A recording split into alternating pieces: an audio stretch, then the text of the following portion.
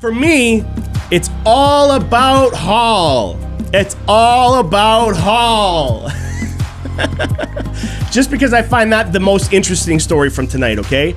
I find it the most interesting story of the night that, like, a week ago, even 5 days ago, right? We were talking about Holl, and I was fully agreeing that, like, he seems like the worst Leaf on the team right now. And that didn't mean that I thought he sucked, but it meant that if I had to compare them all, I really thought Holl was the worst. And you know what I mean? Then we looked him up and he was getting a plus 10 for the season. And we were like, wait, what? Right? A little suck it for enough there. Right? That's in honor of Holl, telling the world, suck it for enough, right? Like, look, I'll gladly eat my words too. If this keeps up, this is what I want to see. But then you got to realize something, right? If this keeps up, the only thing it does is help my case for the plus minus stuff, right? The intangibility rating. I mean, if he starts playing well from here on out, that pretty much sums it up. That he was doing stuff that I didn't see because all I was seeing was his mistakes. And now that I'm looking, I'm seeing backhand passes in front of the net against Detroit there. You know what I mean? I'm seeing, oh, his first goal tonight. Guys, listen. This is what I mean. Justin Holl sometimes seems like he's doing something ridiculous, but he's actually a pretty smart guy. His goal tonight, okay, he was right in front of their crease. What is our defenseman doing right in front of their crease ever? I mean, unless you happen to be the guy that's going on the rush from some lucky bounce and you're with somebody, you know what I mean? You've dished it off to them. You're obligated in a 2-on-1 to stay there, stay present, even if you are a defenseman. You've now become a forward. You're in the play, man. It's a 2-on-1. You can't quit on it, right? So something like that could justify why Holl would be in front of the net for a moment, right? But that's not what happened here. Holl crept up from the point, got himself right in front of the net, took a shot, got a rebound, banged away at it, and put it in. Now, I would normally be screaming about something like that because I'd be like, what are you doing? That's not what you get paid to do, man. Cover that blue line. But there was less than 10 seconds left when he started going in. By the time he put it in, it was like 1.4 seconds left in the period. So what he realized was, hey, the clock's ticking down, man. Like, they won't have enough time to push it back, or at least a very slim chance of being able to push it back. I'm going to creep in and see if I can help get a goal. Right? I'm going to see if I can creep in and get a goal. And it paid off. That's a smart decision. It didn't require fast speed with his legs. It didn't require super incredible accuracy. He's not toe dragging people. He's not doing a spinorama top shelf from the backhand. But gosh, that's useful. That's useful in a player to recognize, to have the sense, the hockey IQ to say, less than 10 seconds left. I can push in right now. Why not? This is a low risk, high reward situation if it pays off. I'm going to take it. And that's what I'm talking about with plus minus. All right?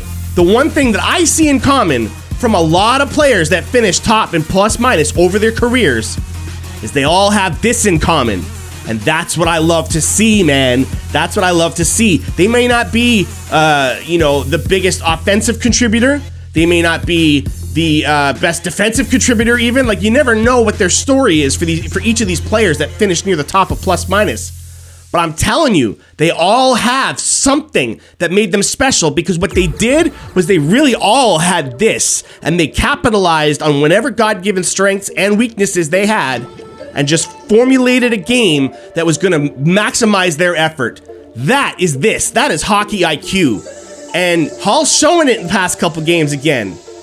I didn't see it. I'll be the first to admit, like, I really hope Justin Holl never saw any of my comments. Not that he ever would. We all know that. But I'm just saying, theoretically, if someone were to go and show him that down the road, I'd feel really bad. But that's part of doing what we do here, right? Is that I have to try and assess the situation with the information that we have in the present moment. And at the time, I kept seeing the big Holl mistakes, the Holl penalties that were needless, the Holl giveaways. Like, I was seeing that stuff too, man. But was it such a small period of time that even if it was true, should I not have really, thought that he couldn't come out of it? You know? Plus minus would indicate that, yeah, I should have backed off a little bit and said, whoa, wait a second. It may not look like he's doing something right now, but he's still up there. So what's going on? What am I missing? That's what I should have done, and I didn't. So, on the one hand, I'm thrilled that the system works, and at the other hand, I'm ashamed for not using it myself. Hey, Leslie, I'm ashamed for not using it myself before making an assessment, just seeing what's up with them before I said anything. You know? So there it is, guys. You know what I mean? I think we're on to something with this, and I hope the analytics guys watching here tonight or watching the replays later on YouTube or on Instagram or whatever else, right? I hope y'all start figuring out what I'm talking about here, okay? It doesn't mean that it's going to last. One of the big things about their analytics is it should be able to duplicate year after year. You should get it within the same amount of accuracy, give or take a little bit, but like repeated success year after year at using your math. But the thing is, success is such a random thing. It's so random. So, I mean, there's a million different ways you can have success. There's a million different ways the success could present itself, right? So it might seem useless to even look at it. And I get that. That's the only point against this stuff that people can make to me that I'm like, fair enough. If you just don't see value in it because you'd rather look at something else, hey, you know what I mean? I'm all for it. As long as we come to the same conclusion, then I'll have respect for your math. You know? I don't care how you got there. If we got to the same place, hey, you know what I mean? Tomato, tomato. Apples and oranges kind of thing, right? So, I'm excited. I'm excited to see something like that happen. That was really good for me. And then if you look at the Washington goals, I mean, like, the Washington goals that they got were a perfect example of another thing we've been talking about, right? I get accused of always backing up the goalie and never calling it a goalie's fault. I get accused of saying that it's always the team's defense and that, like, sometimes people just aren't perfect. And, like, you know what I mean? You can't expect perfection when it comes to defense.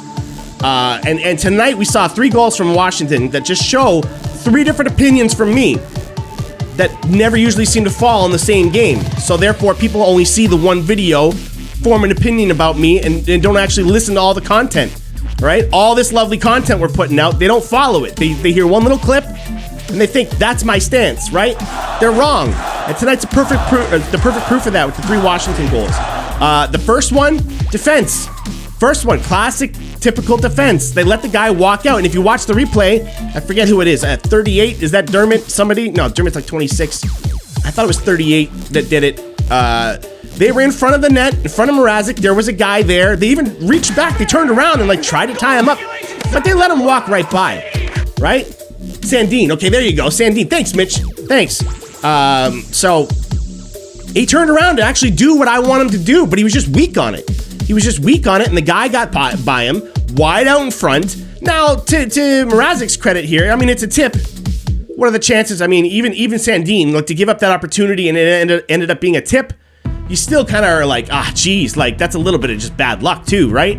Because, you know, that's a tough play to make, even if you're wide open in front, to tip it the way he did. So it's not a huge fault on Sandin for letting that get through, but at the same time, I mean, that's where it broke down. That's where it broke down. He went to cover, got beat, out front, guy tips it in. So fair enough. That's one.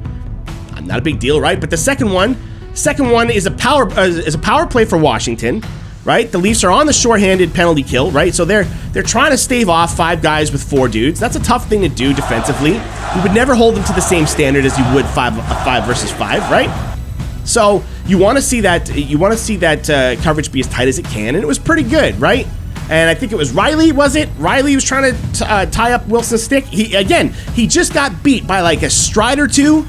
Riley got beat, but he still managed to get his stick under there, and Wilson's so strong, leaning on that stick. You know he's not gonna budge. I say like 4 out of 5 players, you know what I mean, would get lifted right there by Riley because he knows what he's doing.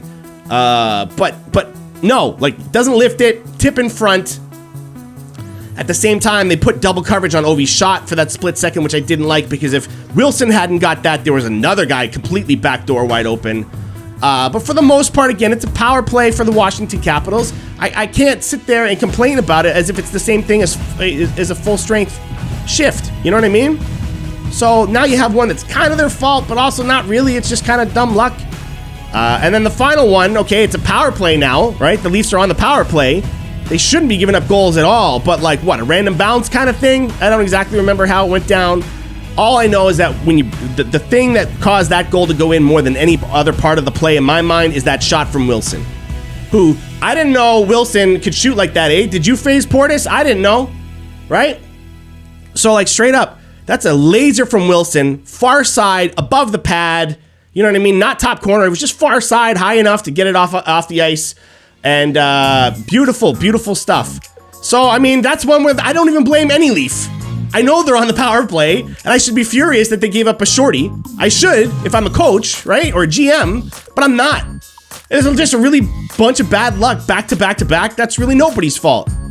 So you shrug that one off and you keep going, and the Leafs did. They kept going. Overall, they had a great game. It was fun to watch. I much prefer a back and forth kind of game like this than the 10-7-1 or the 10-7-1 yesterday or whatever day it was.